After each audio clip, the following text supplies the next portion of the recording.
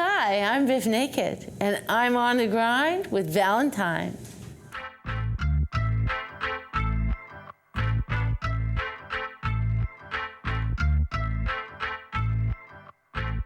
He uses his grind, interviewing all the time. Ain't gotta say the name, you know who is Valentine. Never know who you're gonna see him talking to, but you know they shine bright up in the interview. Lights, camera, action, ready for some passion. Man, cause he got what most of y'all lacking.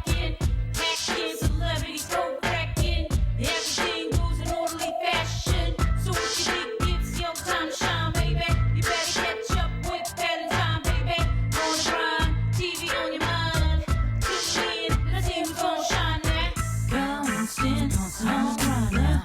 Grind with Yo, what's happening? It's your man Valentine, baby, coming from On the Grind. This is a show that's gonna give you all the up-and-coming cats that are trying to make it to the next level. Then we sit down with all the cats who have made it and ask them how hard the grind has been for them. Man, you know this is where it all goes down, y'all. On the Grind TV with your man Valentine, baby.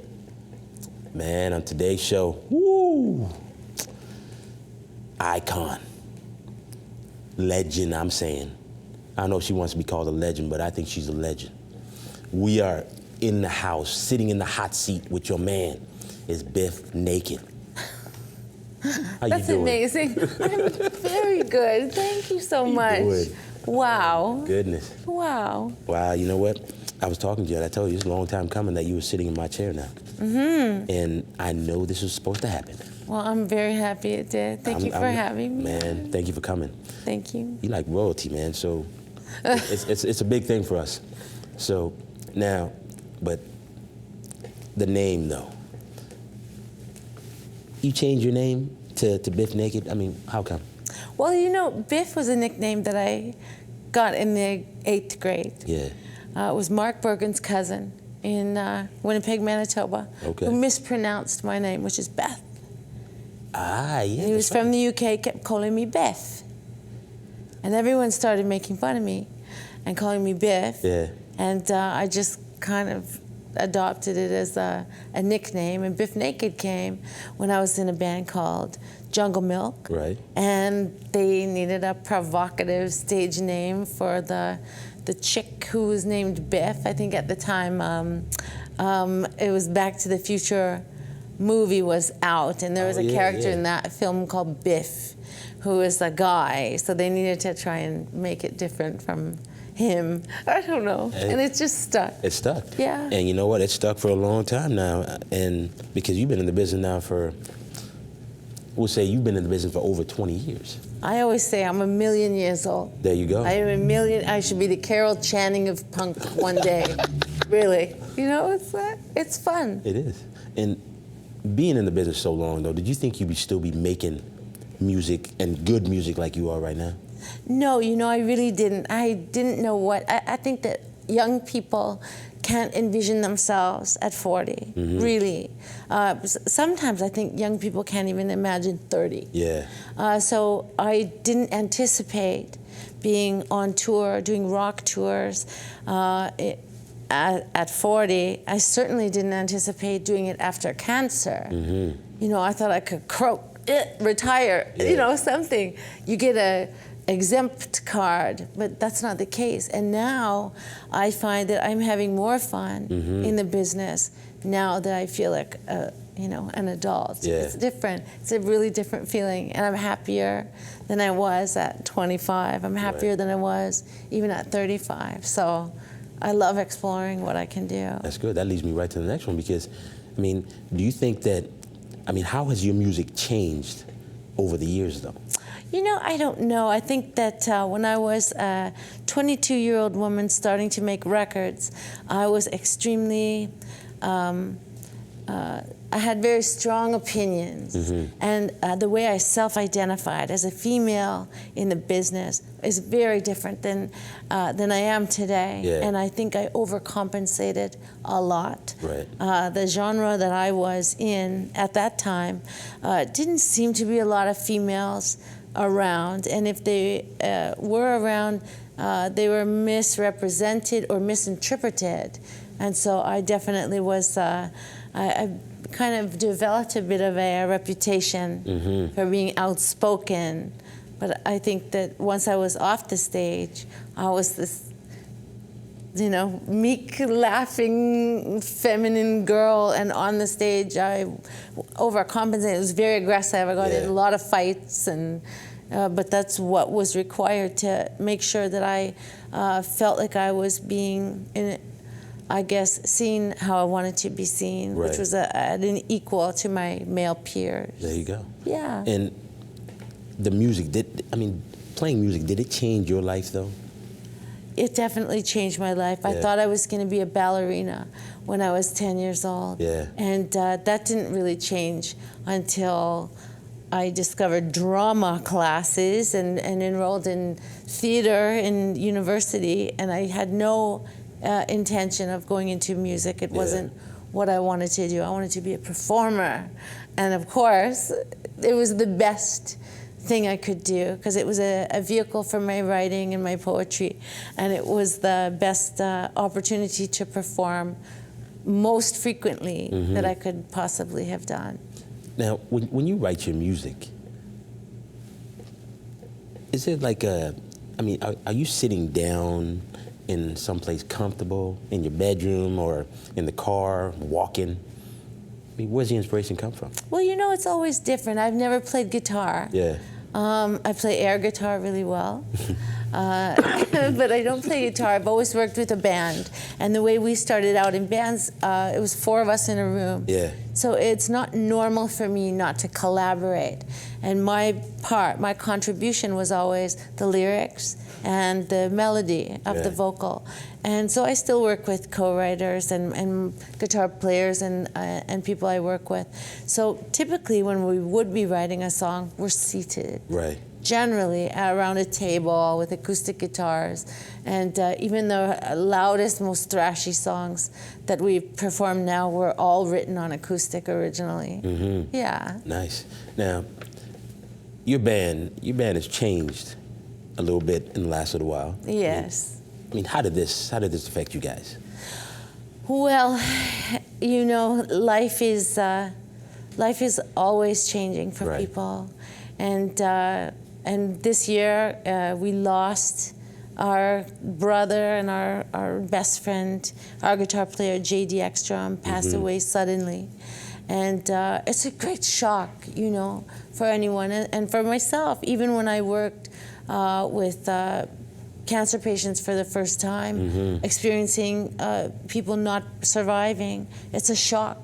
And when it's somebody close to you, you can't be anything less than devastated about it. So that's been very interesting to navigate and to walk through that grief as a band and as a group is still unfolding for us. It's very recent, and it's hard to say how it'll all evolve, but we're very close. And my guitar player Doug Fury, who I toured with for almost 15 years, is going to be performing with us for our next show. So somebody stepped in. Is beautiful. Yes. Now, I know we have a video, right? And this is the song that the whole band with JD was performing, right? Yes. And the song is I'm so happy I could die. That's right. Right? That's right, yeah. That's how we feel every day. I mean, it's a song that is on our acoustic record. Yeah. And this was filmed in my apartment. And really? Yeah, it's just, you know, it's lovely to have been able to perform that song with him on that record. Okay. You know what?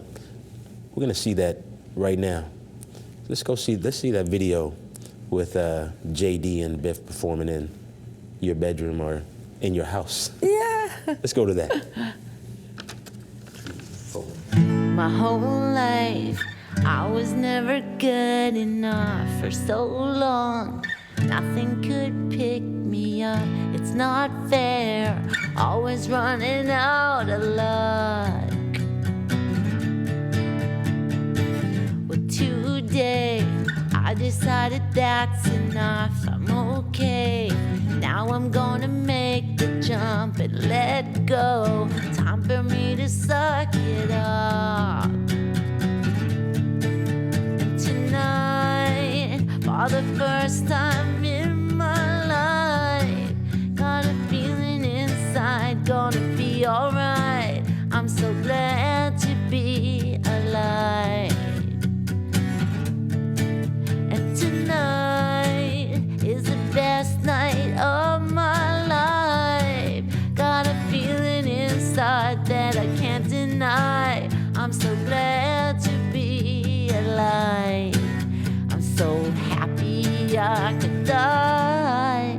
So happy I could die. There's nothing left but goodbye. So happy I could die. So here goes. I decided that's enough, and it shows. I'm a fighter, I am tough. Now I know, time for me to suck it up. Tonight, for the first time in my life, gonna take a chance, gonna be alright. I'm so glad to be alive. And tonight is the best night of my life. Got a feeling inside that I can't deny. I'm so glad to be alive. So happy I could die. So happy I could die.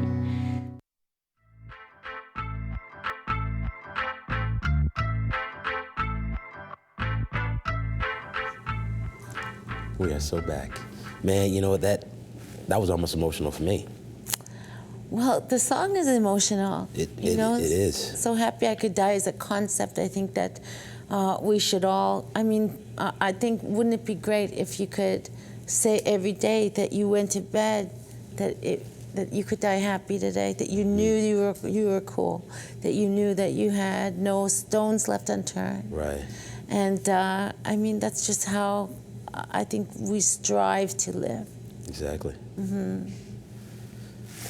Man, you know, it's great that you were able to actually perform that song with him, because now that'll live forever. Absolutely. You know, and anybody that want to listen to that song can just go ahead and listen to it. That's right. And make sure they remember what the song's about. That's right. Yeah, it's incredible. Now that leads me into my next questions, though, because now you do a lot of charity work. And so, how much energy does it take to do that? Well, you know, nothing. It's nothing. And it really is. And that's the truth. I think that some days you can be tired regardless of what your job is. Exactly. If you work for the city, if you are a school teacher, if you are a big executive with a fancy office, if you're tired, you're tired. Mm-hmm. But if you can wake up every day and do what you love to do, tired doesn't matter, and you will not be stopped by anything. I love working with people. I love working on behalf of people. Mm-hmm. If I could do it full time, I would. It's my favorite thing, honestly, to do in the whole world. And infuriate my manager, by the way, when I say that, in many ways, because it's just kind of, I look at my parents and I think that's how they raised us. They were missionaries and activists and volunteers, and it's just how we roll as a family. And for me, it's, I think moving forward with my life, I wish I could do more. And I think every year I will be able to. Right. Yeah. And you did something for, was it the homeless? Is that it was a Welfare Food Challenge. Food Challenge. And that's an annual initiative that's put on with Raise the Rates. Right. And it was amazing. You know, welfare rates needed to be, I guess, we need to raise awareness and the fact that they are very inadequate. Mm-hmm. And so part of their activism is to live on $21 for the week, which is what average welfare recipient would be eating on. Mm-hmm. And so it's open to anyone to do, and I participated this year, and I look forward to participating again next year. It did raise awareness. Right. but it was extremely revealing. People are very polarized when it comes to poverty, and particularly the poor. And there's a lot of stigma attached to poverty. And I hope that I can work harder in 2015 to try and break down some of those myths. Right. And being a cancer survivor, I love that. you know? I love that. I'm so grateful that I was diagnosed with cancer when I was. I was happy it wasn't my mother. It was the first thing I did was go, thank you that it's me, that it is me and not my mother, not my sister. Because I think no matter what happens, I'm going to have fun. Yeah. I'm going to find a silver lining in it. It's part of who I am, but it's part of my coping technique for sure. But I think that regardless of my outcome, regardless if I live or die, I'm gonna have a good time. Right. And has it changed you any though? Has it made you look at things differently? It's hard for me to say because I turned 40 when I was still in chemotherapy. So I can't differentiate whether it was turning 40 or whether it was successfully surviving cancer. Right. Because they happen simultaneously. And I think a lot of women say this, and men too, they relax into themselves. They become, not softening, but they become more warm, more real, and I think that is remarkable, and I love it. And I can't wait to see what every year brings. Nice. Now, when you got diagnosed though, you were, I think you were married at that time? I was a newlywed. You were a newlywed. Yes, I was. Now, how did that affect you and your newly husband? Well, it's a shock. Yeah. For any family. A couple is going to, a woman is diagnosed with breast cancer, but ultimately the couple has breast cancer. And, with anything that happens, whether it is a car crash, whether it is, a sudden illness, whether it's cancer, what it is, a crisis, basically, people react different ways. Everyone has different skill sets and different ways to cope. Yeah. And I think that ultimately my relationship did not last. I can't predict or determine whether that would have happened anyway. It may very well have not lasted anyway. Yeah. But I think, there are more success stories for couples that successfully navigate crisis and become stronger and more bonded. Right. There's more of those stories than there are the couples that break up. There you go. So I always look to the successful ones and There you think, go. That's good. next time. I'm gonna get you the on the grind question. And the on the grind question is, for all the people that are out there and they're just not finding success, they wanna be international, North American, to have that big success. And they're not finding anybody that can help them. What can you tell them to inspire them to stay on the grind, to maybe be the next or somewhat close to Biff Naked?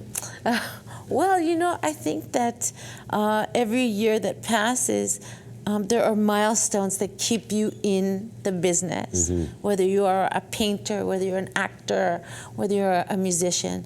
And I think that you need to just keep looking at the goal ahead of you and just believe in yourself. If you have faith and believe in yourself, no matter what it is you're doing, you're going to be successful. Nice. I believe it. What's next for you? Christmas. What's next for me is we're writing a new record right now. Okay. And I have a memoir coming out with HarperCollins. And you're doing a show at the Hard Rock Casino. Casino? Yes, on December 20th. There we go. Yeah. Now, we have your new video, right? We are going to debut that video. That would be awesome. We shot this in Paris, France. Okay. And it is a bit of a dramatic story. There's a storyline to it. Okay. Very romantic. Hey, I want to thank you. This is my guest, Biff Naked. Thank you. I want to thank you for coming. Thank you for having me. Anytime you have something else, come back and see us. Thank please. you, I will. You know what time it is, man. If you think it's your time to shine, you need to get on the ground with your man Valentine, baby. You know how we do it. Biff naked. Here's her new video. We catch up to y'all. Happy holidays. Thank you for coming. Thank you for having me. I'm kissing you like a butterfly in my dreams as you sleep every single night. We are as broken as two people could ever be, but I am here for you and you're here for me. You are the only one, you are my number one, and I wanna keep you for life. The February sun, when things are said and done, it's just you and me for life. You are the only one for me. I carry you when your heavy chains. Throw away all your fear, let me take your pain. We are as broken as two people could ever be, but I am good for you, you're so good for me. You are the only one, you are my number one, and I wanna keep you for life. The February sun, when things are said and done, it's just you and me for life. You are the only one for me. You are the only one I need. Ready to run for our lives, ready for anything at all. Together we're gonna make it, we can make it. You are the only one, you are my number one, and I wanna keep you for life. The February sun, when things are said